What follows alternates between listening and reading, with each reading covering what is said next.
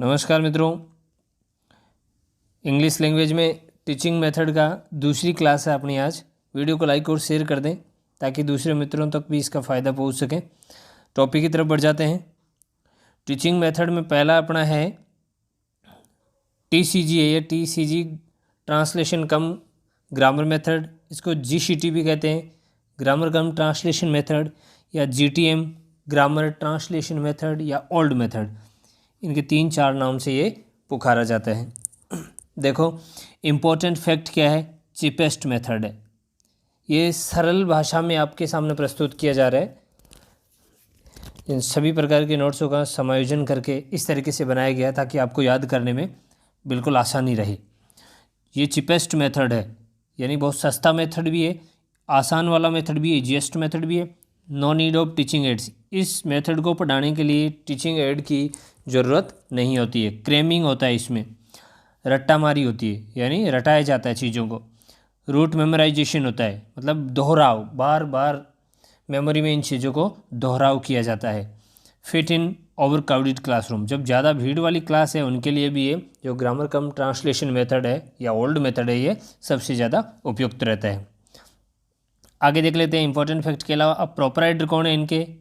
Proprietor John Seedon, Stucker, Carl Plotts, HS Odendorf, John Medigner, ये इनके proprietor माने जाते हैं। इन चीज़ों को आपको 2-3 बार याद करोगे तो माइंड में सेट हो जाएगा।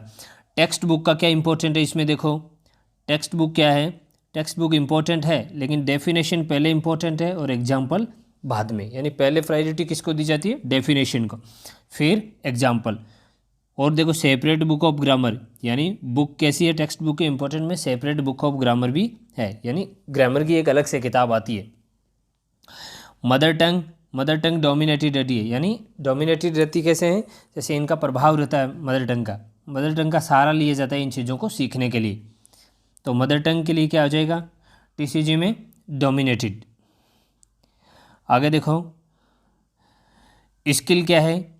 स्किल की बात करें तो स्किल में RW, यानी रीडिंग और राइटिंग तो परफेक्ट होते हैं और लिसनिंग और स्पीकिंग थोड़े इग्नोर किए जाते हैं। मैगजिम का वैसे हिंदी में मतलब होता है सूक्ति। तो किस तरीके से पढ़ाया जाता है? इनका तरीका क्या होता है? नॉन टू अननोन, यानी जो बालक जिन चीज़ को जानता है पहले उनके बारे में पूछेंगे, उनको बताएंगे, फिर उससे नॉन के बाद सीधे अननोन की तरफ प्रोसीड करते हैं। यानी जानता है उन चीज़ों का दोहराव करेंगे, फिर बालक के लिए जो अनजान चीज़ें हैं जिनको बालक पहले से नहीं जानता, उन चीज़ों की व्याख्या करेंगे। सिंपल टू कॉम्प्लेक्स भी हो सकता है, साधारण से थोड़ा जटिलता की, और ये कॉम्पल नहीं है, कॉम्प्लेक्स हो जाएगा। आगे देख लेते हैं अदर नेम। इस मेथड के और क्या क्या नेम दे रखे हैं? क्लासिकल मेथड भी कहते हैं इसको, ओल्डेस्ट मेथड, पुराना मेथड है इसलिए ओल्डेस्ट मेथड कहते हैं, सिसेरियन मेथड भी कहते हैं, पर्शियन मेथड भी कहते हैं। पर्शियन मेथड क्यों? Text book was launched in Persia. जो टेक्स्ट बुक थी वो कहाँ लॉन्च हुई? पर्शिया में, इसलिए इसको क्या कहते हैं? पर्शियन मेथड भी कहते हैं। ट्रेडिशनल मेथड एंड अनसाइकोलॉजिकल है। ये साइकोलॉजिकल नहीं है, अनसाइकोलॉजिकल मेथड है, यानी एक पुराना है, परंपराओं पर आधारित मेथड है, प्लस इसमें मनोवैज्ञानिक बेस बिल्कुल भी नहीं है, ये अनसाइकोलॉजिकल मेथड भी है। अब देखो टीचिंग एड क्या क्या है इसमें।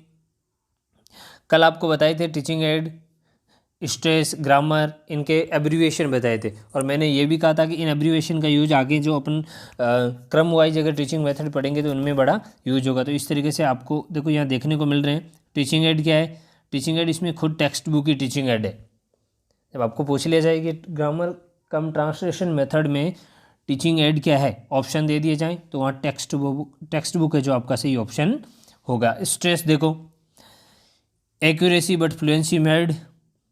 एक्यूरेसी तो होती है लेकिन फ्लुएंसी मेड हो जाती है। शुद्धता तो होती है, स्ट्रेस शुद्धता पे तो दिया जाता है, लेकिन जो फ्लुएंसी है, बोलने की फ्लुएंसी है, वो बिल्कुल इग्नोर या कम हो जाती है।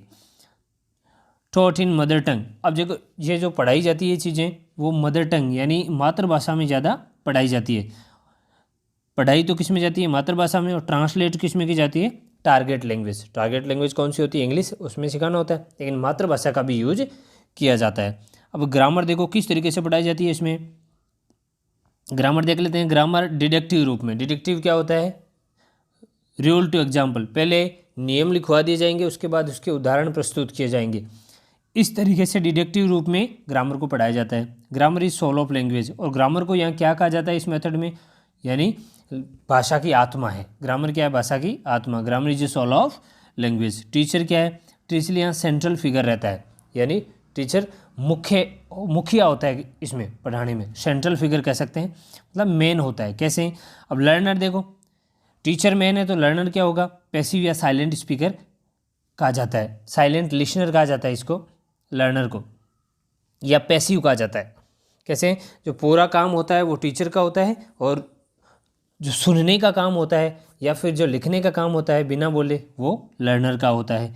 मीडियम ऑफ इंस्ट्रक्शन, अब इस मेथड को प्रस्तुत किस तरीके से किया जाता है, यानी जो माध्यम है वो इंस्ट्रक्शन का माध्यम क्या होता है, तो मदर टंग, यानी मदर टंग का ज़्यादा यूज किया जाता है।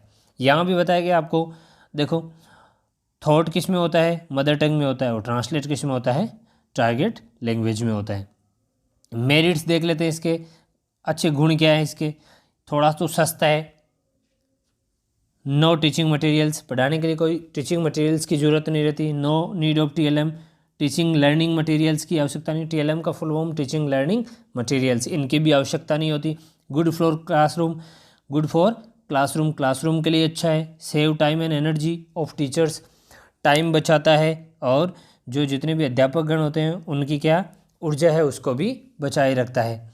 एक्यूरेसी इन राइटिंग, और लिखने में शुद्धता आ जाती है, क्योंकि बालकों का काम बोलना ज़्यादा नहीं होता, सिर्फ लिखना ज़्यादा होता है, तो एक्यूरेसी किस में आ जाएगी? लिखने में आ जाएगी। डिमेरिट्स क्या है? डिमेरिट्स देख लेते हैं। बोरिंग है थोड़ा, ट्रेडिशनल है, पुराना प्रचलन का है, तो क्या है? बोरिंग है। क्रीमिंग होता है, सिर्फ रटने वाली चीज़ें होती है, जिससे एक बालक निश्चित समय के बाद इन चीज़ों को भूल जाता है। नो फ्लुएंसी, फ्लुएंसी बोलने में बिल्कुल नहीं आती, बालक स्पेलिंग्स को लिखना और शुद्ध लिखना सीख जाएगा, लेकिन बोलने में बिल्कुल फ्लुएंसी जीरो रहेगी। नो कम्युनिकेटिव कॉम्पिटेंसी, जो बोलने की दक्षता है वो तो बिल्कुल कम रहेगी। स्पोकन इंग्लिश, ये इसी का पार्ट है कि स्पोकन इंग्लिश बोलने वाली बिल्कुल लैंग्वेज पे जो बोलने पे जो स्ट्रेस होगा वो बिल्कुल नील होगा। मोनोटोनस प्रोसेस क्या होता है?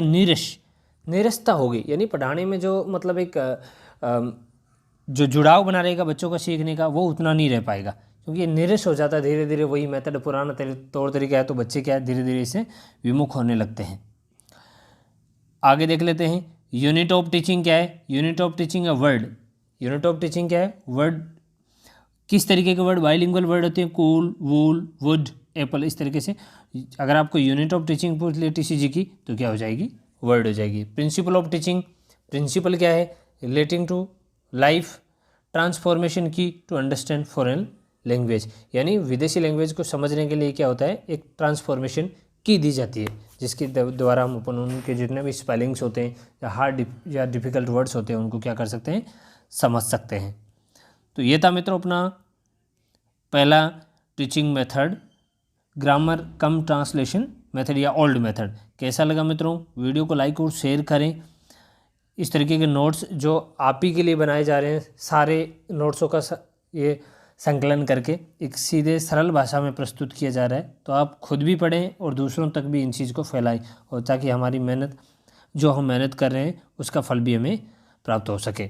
तो मित्रों अगले वीडियो में फिर करते हैं, तब तक के लिए धन्यवाद।